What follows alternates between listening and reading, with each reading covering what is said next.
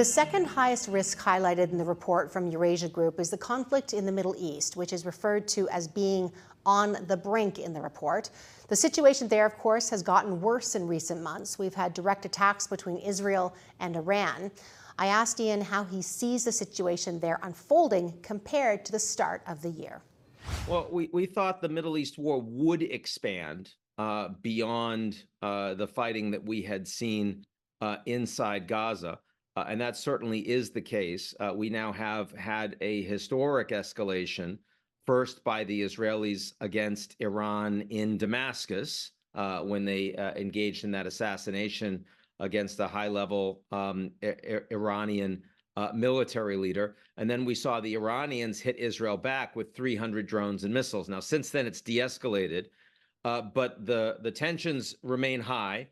And the willingness of the Iranians to continue to support their so-called axis of resistance against the Israelis, against the United States, and against transit through the region for global shipping, that continues apace. Also, the Israeli willingness to continue to bring the fight in Gaza against Hamas, but with massive impact on the Palestinian civilian population, that continues to escalate as well. And there hasn't been that much impact on the global economy because there's a lot of spare oil that is still on the market. But at $90, it's already had an impact, $90 a barrel of oil. There's also been an impact on inflation generally because of difficulty of getting goods through the Red Sea. So they have to take a longer, much more expensive pathway to get to their destinations. The risks around this are upside over the coming months.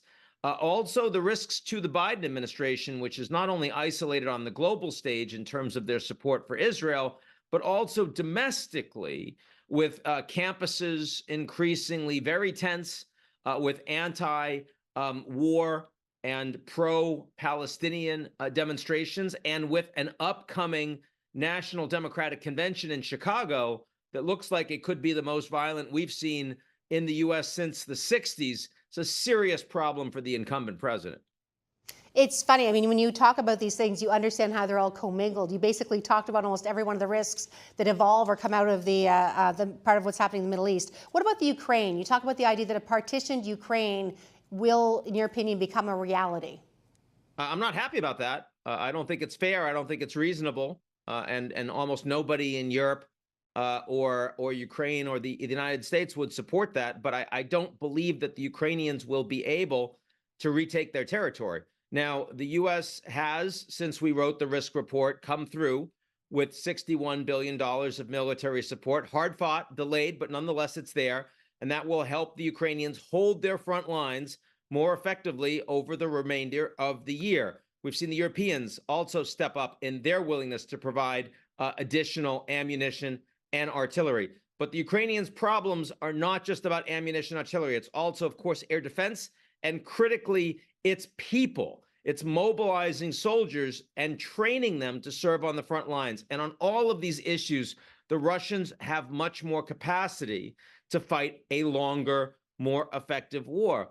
And so, yes, I think the dangers in Russia-Ukraine are that the Russians are going to continue to bring this fight deeper into Ukrainian territory, terrorizing Ukrainian cities, hitting civilians and military targets with indifference. I think as the Ukrainians get more desperate, they're more willing to bring the fight inside Russia. And we've seen that with attacks on energy infrastructure, refineries, and the like. That's taken about 5% of Russian energy export off the market to date, despite the fact that the Americans have told the Ukrainians they'd rather if they not engage in those targets. That danger continues. And certainly here's an area where Putin is hoping that Biden is elected out and Trump comes in. He says he's going to end the war in the first day. He's going to force the Ukrainians to come to the table, or he's going to suspend aid. Putin likes hearing about that. But even if Biden comes in, it's hard to imagine the Ukrainians getting another $61 billion package in 2025 from the United States. And all of this means that the Ukrainians have a very, very tough road ahead of them.